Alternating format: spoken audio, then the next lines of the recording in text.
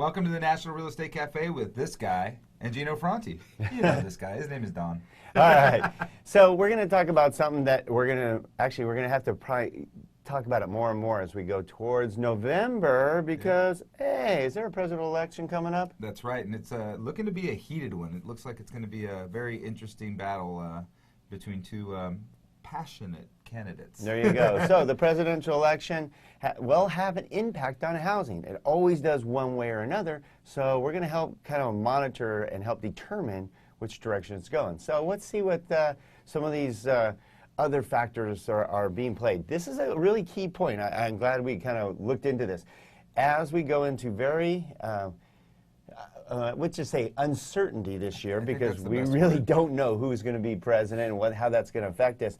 Supposedly, corporate investments, large corporate investments, are postponed. Well, that's interesting because, you know, that's going to affect GDP, that's going to affect the stock market, that's going to affect quite a few things other than just housing. So because of it being a once every 8-year election, now we know Obama's exiting for sure. Right. That gives it a little added element of uncertainty, you know, because in a regular election where the current candidate can stay in power, it could be a little bit more predictable, let's say. That's a good point, Gino. Very nicely said.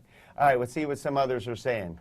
National Association of Realtors basically have been backing up what we've been saying, that the market is, the housing market's been very steady. And they said despite low supply levels, stock market volatility, our paltry economic growth, the housing market's showing resilience. In fact, one of the best first quarters, and we have seen it, since 2007. Okay, but let's talk about the second quarter for a second. It's going to be a good second quarter, but it's not going to be out of control amazing, I don't think, Don. I think it's pretty strong. It's strong, but be careful. The first quarter was so strong relative to typical first quarters. That's true. That the second may not show year over year to be so impressive as the first quarter. I think it's still going to be good, and if you look at it over the last 10 years, it'll be great. Yeah, I think it'll be one of the strongest. But if you look at it over last year, maybe just okay. Probably one of the strongest since 2007, though. Let's see. All right.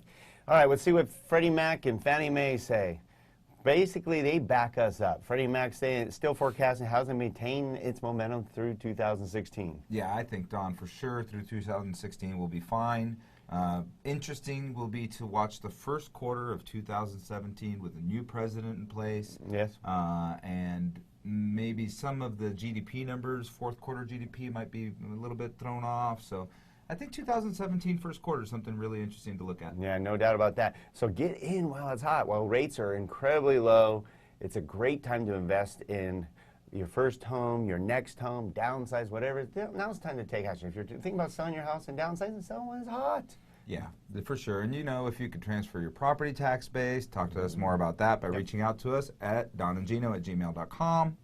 Check us out at nrecafe.com or receive these daily right to your phone by texting NREC to the number 58885. NREC to 58885. Have a good day.